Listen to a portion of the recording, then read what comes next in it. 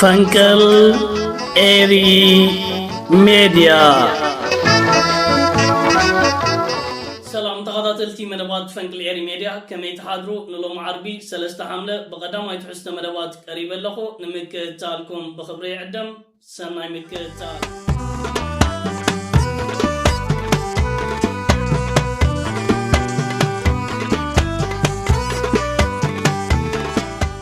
ተኸታተልቲ በቲ ቀዳማይ ንሪኦ ኣገዳስ ዛዕባ ምስ እንፈለም በቐጥታ ምስ ሃገርና ኤርትራ ዝተተሓዘ ኮይኑ ኮሚሽን ባህልን ስፖርትን ነቲ ኣብ ዓመት 2025 ኣብ ሻምፒዮን ኣፍሪካ ኣብ ኬንያ ዝተኣንገደ ዓበይቲ ዓወታት ዘመዝገበት ሃገራዊት ጋንታ ቅድድም ብሽክለታ ኤርትራ ገንዘባዊ መተባብዒ ከም ዝገበረ ሓበሬታ ወፂኡ ይርከብ ኣሎ እዚ ካብ ውሽጢ ሃገር ወፂኡ ዝርከብ ዘሎ ፀብፃብን ሓበሬታን ቀጥታ እናባኹም ከብሎ ኮሚሽን ባህልን ስፖርትን ኤርትራ ኣብቲ ኣወር ሕዳር 2025 ኣብ ኬንያ ኣብ ዝተኻየደ ሻምፒዮን ቅድድም ብሽክለታ ኣፍሪካ 2025 ብሉፅ ውፅኢት ብምምዝጋብ ሻምፒዮን ኣፍሪካ ንዝኾነት ኣባላት ሃገራዊት ጋንታ ቅድድም ብሽክለታ ኤርትራ ገንዘባዊ መተባብዒ ሽልማት ሂቦ ኣብቲ 30 ሰነ 2026 ኣብ ቤት ጽሕፈት ኮሚሽን ባህልን ስፖርትን ኤርትራ ዝተኻየደ ላዕለዎት ሓለፍቲ ስፖርት ኣባላት ፌደሬሽን ቅድድም ብሽክለታ ኤርትራ ከምኡውን ኣሰልጠንትን ተቐዳደምትን ዝተረኽብሉ መደብ ኮሚሽን ባህልን ስፖርትን ኤርትራ ኣምባሳደር ዘመደ ተኽለ ንኩሎም ኣባላት ዝተዳለወሎም መተባብዒ ገንዘባዊ ሽልማት ዓዲሎ ኣምባሳደር ዘመደ ኣብቲ ኣጋጣሚ ኣብ ዘስምዖ ቃል እቲ ሃገራዊት ጋንታ ዓወታ መዝጊባ ኣብ ዝተመልሰትሉ እዋን ብሉፅ ውፅኢታ ዝምጥን ምዉቕ ኣቀባብላ ከም ዝተገብረላ ብምጥቃስ እዚ ኣብ ጽባሕ ብድምቀት ዝተዛዘመ ሻምፒዮን ቅድድም ብሽክለታ ኤርትራ 2026 ዝግበር ዘሎ ተወሳኺ ናይ ምትብባዕ መደብ ኣብ ቀጻሊ ብዝተፈላለየ ደረጃታት ኣብ ዝህሉ ተመሳሳሊ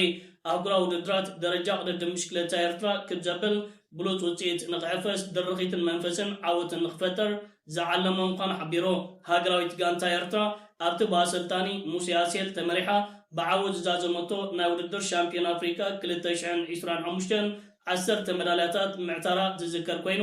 ኣብቲ መድረኽ ኣመዛዘሚ ናይ ጽርግያ ውድድር ብኦሎምፒካዊ ተቐዳዳማይ መርሃዊ ቅዱስን ከምኡውን ተቐዳደምቲ ዓወት ኣማንን ናታን ተስፋ ኣለምን 3 መዳልያታት ምዕተራ ይዝከር ክቡራት ተኸታተልቲ እዚ ጸብጻብ መራኸቢታት ውሽጢ ሃገር ዘርጊሐኖ ዝረከባ ዘለዋ እዩ ኮሚሽን ባህልን ስፖርትን ነዚ ኣብ ሻምፒዮን ኣፍሪካ 2025 ዓበይቲ ዓወታት ዘመዝገበት ሃገራዊት ጋንታ ኤርትራን ተቐዳደምታን ሂቦ ዝርከብ ዘሎ ገንዘባዊ መተባብዒ ክምስገን ዝግባእ እዩ ቀጻልነቱ ንኽወሓስውን በዚ ኣጋጣሚ ሎባና ክንሓልፍ ንደሊ ኤርትራውያን ተቐዳደምቲ ኣብ ምራይ ቅድድም ብሽክለታ ኣብ ዝተፈላለዩ ኣህጉራትን ሃገራትን ኣብ ዝግበር ውድድራት ኣምባሳደራት ህዝቦምን ሃገሮምን ብምዃን ባንዴሮኦም ከንበልብሉ ስም ህዝብን ሃገርን ከፀውዑ ብተደጋጋሚ ይረኣዩ እዮም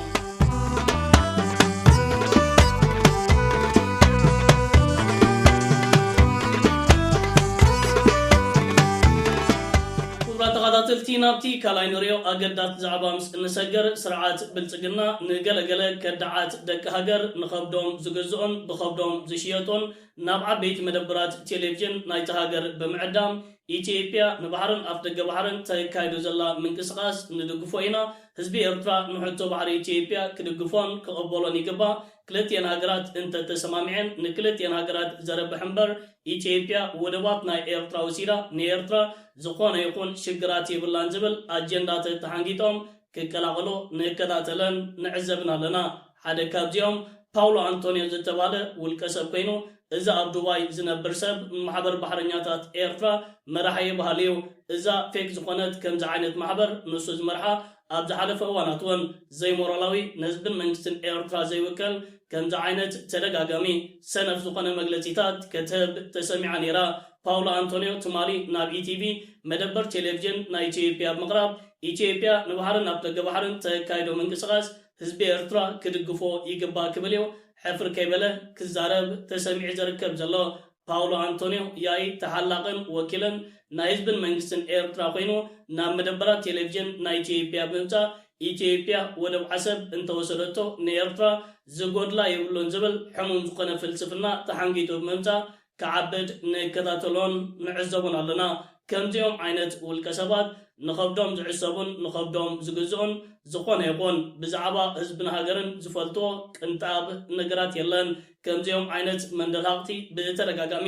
ናብ ማሕበራዊ መራኸቢታት ክመፁ ስለ ዝኾኑ ብዙሕ ክንደናገርን ክንሰናበድን ይብልናን። ፓውሎ አንቶኒ ይዛረብ፣ ብርሃኑ ጁላ ይድገም፣ ዕሸል መራሒ ኢትዮጵያ ይዕፈር፣ ዝቕየር ኩነነት ዋላ ሓንቲ የለን። ወደብን ኣፍደገ ባሕርን ላዕላውነትን መሬት ናይ ኤርትራ ኣብ ትሕቲ ዝኾነ ይኹን ኩነታት ኣዋጋዕ ዕዳጋ ዝኣቲ ይኮነን። ሓደ ነገር ንጹር ኮይኑ ዝርከብ ዘሎ ስርዓት ብልጽግና ብናይ ምዕራባዊ ዓለም መራኸቢታት ሎቢስትን ጋዜጠኛታትን ከምኡውን ብናይ ውሽጢ ሃገሩ ዓበይቲ ጀነራላት ንባሕርን ኣፍደገ ባሕርን ዘካየዶ ጎስጓሳትን ፕሮፓጋንዳን ክሰርሓሉ ከም ዘይክእል ምስ ፈለጠ እዩ ናብ ከምዚ ዓይነት ትሑት ደረጃታት ወዲቑ ዝርከብ ዘሎ። አንቶኒ ይምፃ ካሊእ ይምፃ ተዛሪቡ ኣይተዛሪቡ ሕጂ እውን ዝቕየር ክውንነት የለን። ግዜ መፈራረድ እዩ። ከምዚኦም ዓይነት ከዳዓት ደቂ ሃገር ጽባሕ ንኮ ነቲ ዝህብዎ ከምዚ ዓይነት ዘይሞራላውን ዘይሓላፍነታውን መግለፂታትን ከምዚ ዓይነት ኣብ መራኸቢታት ናይ ኢትዮጵያ መፂኻ ዝግበር ዕብዳንን ኣብ ግዜኦም ዋጋ ክኸፍልሉ ምዃኖም ንእግረ መንገድና ክነፍልጥ ንደሊ። ባሕርን መሬትን ናይ ኤርትራ ኣብ ትሕቲ ዝኾነ ይኹን ኩነታት ኣብዛ ፀሓይ ኣብ ዋጋ ዕዳጋ ዝወርድ ኣይኮነን።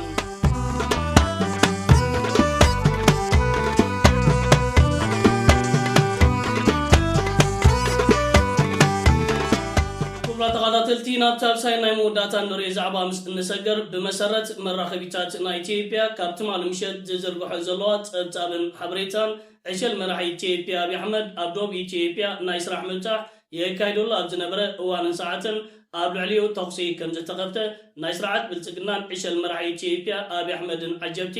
ኣብ ልዕሊ ህዝቢ ብዝኸፈትዎ ተኽሲ ብዙሓት ሰባት ከም ዝተቐትሎ መራኸቢታት ናይቲ ሃገር ዓበይቲ ርእስታት ምሃብ ፀብፃባት እናሰርሓሉ ይርከብ ኣለዋ።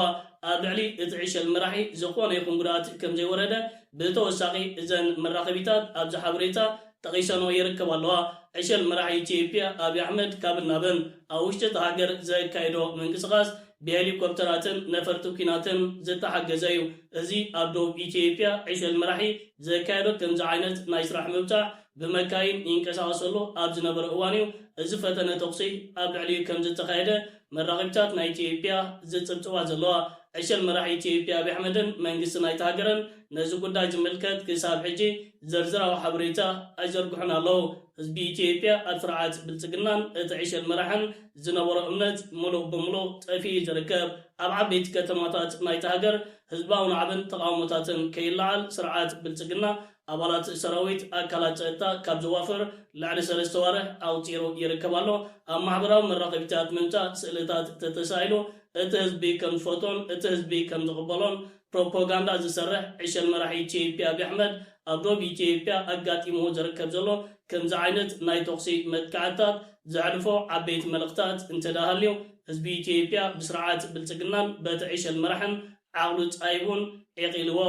ይርከብ ከም ዘሎ እዩ። ክቡራት ተኸታተልቲ ፈንቅል ኤሪ ሚድያ ንሎም ኣዳልየ ዝነበርኩ ቀዳማይ ትሕዝቶ መደባት እዚ ክትከታተሉ ፀናሕኩም እዩ ዝመስል ነይሩ። ኣብ ናይ ምሸት ብካልእ መደባት ክሳብ እንራኸብ ሰላም ወሰናይ ኣብ ዘለኹሞ ብሩኽ መዓልቲ ደግረ